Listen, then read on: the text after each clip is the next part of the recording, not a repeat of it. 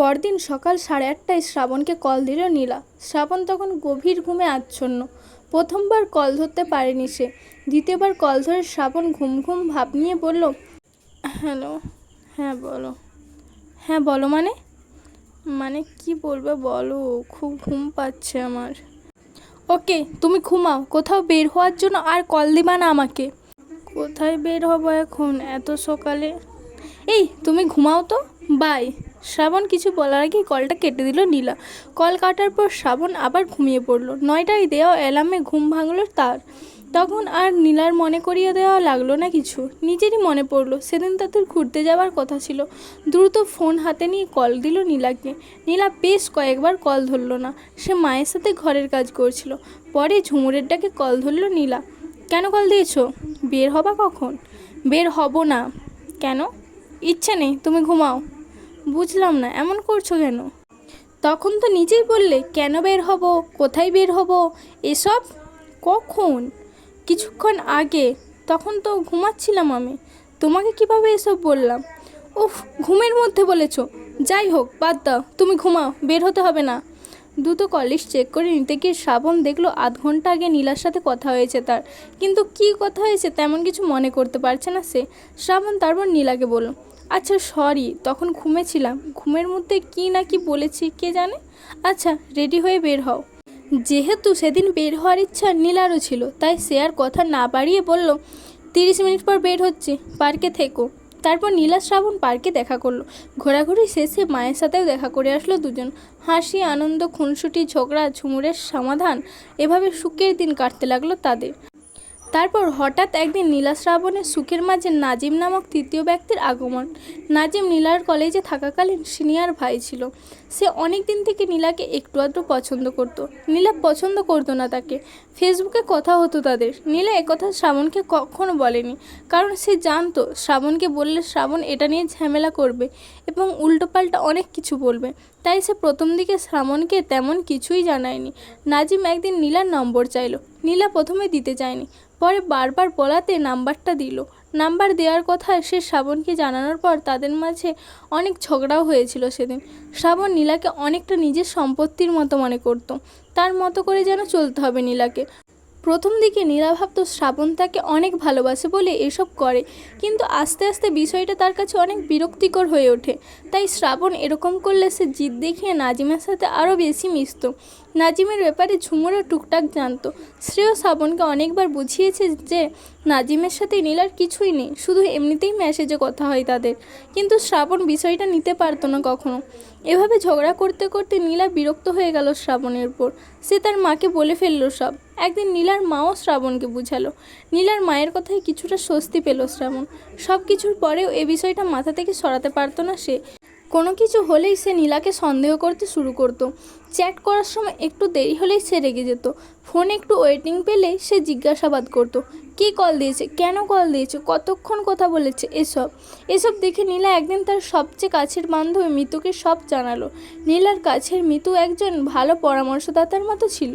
তোকে একটা বিষয় জানাতে চাই, আমাকে একটু পরামর্শ দিবি? হ্যাঁ বল, আমি আমার সর্বোচ্চ চেষ্টা করব ভালো একটা পরামর্শ দেওয়ার জন্য। তুই তো আমার আর শ্রাবণের সম্পর্ক সব জানিস। হ্যাঁ, তো কি হয়েছে এখন?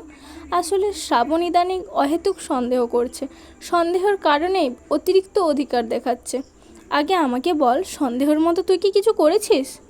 না, কিছু করিনি। ফেসবুকে তো বন্ধুবান্ধব থাকেই, তাদের সাথে কথা বলে কি দোষের কিছু?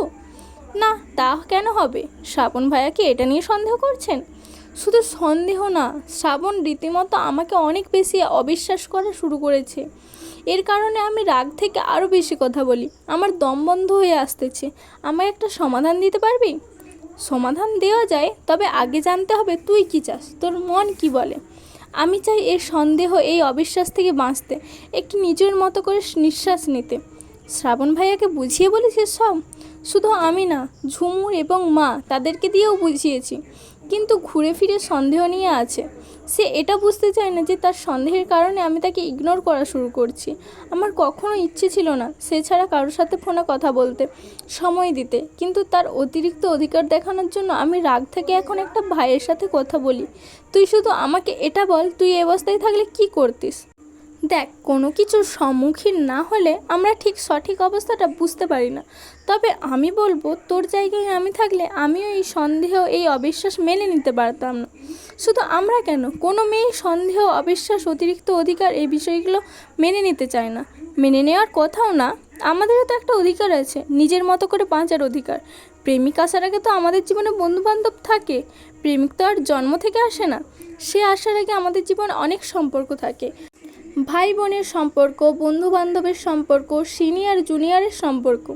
একটা মানুষের জন্য সম্পর্কগুলো কেন বাদ দেব?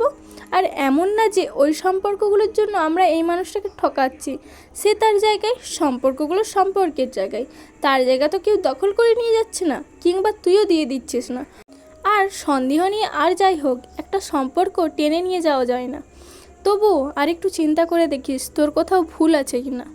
তোর সাথে কথা বলে অনেক ভালো লাগলো, আর আমার উত্তর আমি পেয়ে গেছি। তোকে অনেক ধন্যবাদ। বাব্বা, এত ফর্মালিটিস? আরে না, এটা তোর পাওনা, আমার পক্ষ থেকে কৃতজ্ঞতা। তুই কি শ্রাবণ ভাইয়ার সাথে ব্রেকআপ করে নতুন কারোর সাথে রিলেশন করবি নাকি? আরে না, একবার রিলেশন করেই জান বেরিয়ে যাচ্ছে, আরেকবার করার আর শখ নেই আমার। আর এক মন কয়জনকে দিব বল? শ্রাবণকে ছাড়া নতুন করে আর কাউকে ভালোবাসার ইচ্ছে নেই। শ্রাবণ তার অভ্যাস পরিবর্তন করলে আমি তাকেই ধরে রাখবো আমার জীবনে। আচ্ছা, ভালো থাকিস, আর আমার জন্য দোয়া করিস। ধীরে ধীরে কথা বেড়ে গেল নীলা এবং নাজিমের। নীলার দিক থেকে নাজিমের প্রতি কোনো আগ্রহ না থাকলেও নাজিমের দিক থেকে নীলার জন্য আগ্রহ ছিল শতভাগ। নীলার মন পাবার জন্য নাজিমের করার চেষ্টাগুলো অতীতের খারাপ লাগলেও ওই সময়ে নীলার কাছে অত বেশি খারাপ লাগতো না।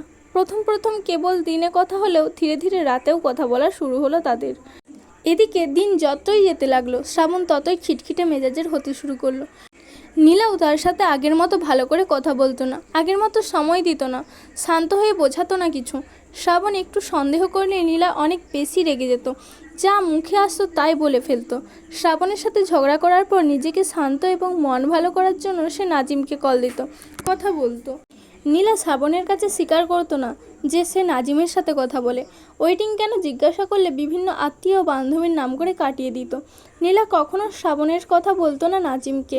তাকে যখন জিজ্ঞাসা করা তো কারোর সাথে সম্পর্ক আছে কিনা, সে এড়িয়ে যেত, কথা ঘুরিয়ে অন্য কথা বলতো। সারাদিন অনেকবার কল দিত শ্রাবণ। সন্দেহ জন্মানোর পর আগের তুলনায় কলের পরিমাণও বাড়িয়ে দিল সে। এতে করে শ্রাবণের প্রতি নীলার ভালো লাগা কমে গিয়ে বিরক্তিটাই বেড়ে গেল দিন দিন। শ্রাবণ যখন ঝুমুর এবং নীলার মাকে নীলা এবং নাজিমের ফোনে কথা বলার বিষয়টি বলতো, তখন তারা রাগ হয়ে যেত শ্রাবণের উপর। কারণ তারা জানতো নীলা কারোর সাথে তেমন কথা বলে না শ্রাবণ ছাড়া। নীলাও ফোনে কথা বলার ব্যাপারটা কাউকে জানাতো না, ঝুমুর কেউ না। এই একটা মাত্র বিষয় সে লুকিয়েছিল ঝুমুর থেকে। নীলা আস্তে আস্তে শ্রাবণের সাথে দেখা করাটাও কমিয়ে দিল। দেখা করতে বললেই নানা ধরনের ব্যস্ততা দেখাতো। কেবল ভার্সিটি গেলেই দেখা হতো, এর বাইরে দেখা হতো না তাদের। শ্রাবণ বুঝে ফেলল যে নীলা অন্য কাউকে নিয়ে বিভোর। কিন্তু সে মানুষটাকে চেনার কোনো উপায় খুঁজে না পেয়ে নীলার ফেসবুক বন্ধু লিস্টের সন্দেহভাজন কিছু ছেলেকে মেসেজ দেওয়া শুরু করলো সে। যাদের মেসেজ দিল তাদের মাঝে নাজিমও ছিল। শ্রাবণ সবাইকে নীলার সম্বন্ধে এভাবে জিজ্ঞাসা করতো যে নীলা আপনার কি হয়। নীলাকে নিয়ে সে এত বেশি চিন্তিত ছিল যে কাকে কি বলে নিজেকে নীলাকে হারানোর ভয় থেকে রক্ষা করবে তা বুঝে উঠতে পারছিল না ঠিক। নাজিম শ্রাবণের মেসেজ পেয়ে উত্তর দিল, আমি নীলা একে অন্যকে ভালোবাসি। শ্রাবণ ধীরে ধীরে সব জেনে নিল নাজিম থেকে। তাদের কথাবার্তার ধরন, কবে থেকে কথা হয়, কখন কথা হয়, তার সব জেনে শ্রাবণ নীলাকে কল দিল। নীলা মায়ের সাথে ব্যস্ত থাকায় প্রথমে ধরতে পারেনি, পরে ধরলো। কি ব্যাপার, পাগলের মতো এভাবে কল দিচ্ছিলে কেন? তুমি কল ধরো না কেন? না ধরার পরও বুঝতেছ না যে ব্যস্ত আছি? তারপর শ্রাবণ নাজিম সম্বন্ধে জিজ্ঞেস করতেই চমকে উঠল নীলা। সাথে সাথে জিজ্ঞেস করলো, তুমি তাকে কিভাবে চিনো? আমি কথা বলেছি তার সাথে। কেন, আর কার সাথে বলেছ? অনেকের সাথে। তবে সে আমাকে অনেক কিছু বলেছে। কি বলেছে সেটা তুমি ভালো জানো। জানলে আবার নতুন করে জানতে এসো না। এসবের মানে কি? তুমি আমি ছাড়া অন্যজনের সাথে এসব কি? দেখো শ্রাবণ, তোমার বোঝা উচিত তোমাকে আমার আর ভালো লাগে না। আর ভাইয়াটার সাথে আমার তেমন কিছু নেই। তবে তুমি আমাকে এভাবে জ্বালালে আমাদের অনেক কিছু হয়ে যাবে। এ কথা শোনার পর অনেকক্ষণ চুপ ছিল শ্রাবণ। কোনো সারা শব্দ না পেয়ে নীলা ফোন রেখে দিল। কিছুক্ষণ পর আবার শ্রাবণের কল। তুমি কল কাটলে কেন? তো কি করব, আমার কি আর অন্য কোনো কাজ নেই? শ্রাবণ রেগে যেতে গিয়েও আবার শান্ত হয়ে নীলাকে বোঝালো, দেখো নীলা, আমার তুমি ছাড়া আর কেউ নেই। তুমি তো আমার সব জানো। প্লিজ আমাকে ছেড়ে যেও না। আমি তোমাকে ছাড়া থাকতে পারবো না। এসব আমাকে বলতে আসবে না, আমাকে আমার মতো থাকতে দাও। চাকরি বাকরি করো, পরেরটা পরে দেখা যাবে। প্লিজ নীলা, তুমি ভাইয়াটার সাথে আর কথা বলো না। কাঁদো কাঁদো গলায় বলল শ্রাবণ। আমি কার সাথে কথা বলবো না বলবো সেটা কি তুমি ঠিক করে দেবে? নিজের সীমা অতিক্রম করবে না, যেভাবে আছো থাকো, এর বেশি লাফালাফি করো না। আমি এখন রাখছি। প্লিজ নীলা, আমি তোমাকে ছাড়া বাঁচতে পারবো না। উফ, মেয়েদের মতো করো না তো, আমি রাখছি। এটা বলেই কল কেটে দিল নীলা। শ্রাবণের চোখ দিয়ে তখনও পানি ঝরতে লাগলো। সে কি করবে বুঝে উঠতে পারছিল না। তার মনে বারবার একটা ভয় ভেসে আসতে লাগলো, আর তা হলো নীলাকে হারানোর ভয়। যে নীলা আগে কখনো তার উপর কোনো কথা বলেনি, সেদিন সে তাকে সীমা অতিক্রম করতে নিষেধ করে, চলে যাওয়ার হুমকি দেয়। শ্রাবণ বসে বসে ভাবতে লাগলো নীলা এতটা পরিবর্তন হলো কী করে। দিন যতই যেতে লাগলো শ্রাবণ ততই একা হয়ে যেতে লাগলো, এবং তার মানসিক অবস্থাও অনেক পরিবর্তন হতে লাগলো। তখন সে ক্লাসেও যেত না, তেমন কোথাও বের হতো না, মায়ের কাছেও যাওয়া হতো না খুব একটা। সে পুরো বিষয়টা ঝুমুরকে বলল। ঝুমুর প্রথমেই বিশ্বাস করলো না, তবে বলল সে নীলার সাথে কথা বলবে। নীলার সাথে কথা বলে সে যা বুঝলো তা হলো নীলার বন্ধু হিসেবে নাজিমের সাথে কথা বলে। অবশ্য এটা নীলা নিজে তাকে বলেছে, যে শ্রাবণকে এটা বলল এবং বোঝালো যে সব ঠিক হয়ে যাবে। কিন্তু শ্রাবণের অশান্ত মন তা মোটেও বুঝতে চেষ্টা করলো না। তার ধারণা নীলা দিন দিন নাজিমের প্রতি ঝুঁকে যাচ্ছিল, তাই সে ভাবলো নাজিমের সাথে আবার কথা বলবে, সব বুঝিয়ে বলবে।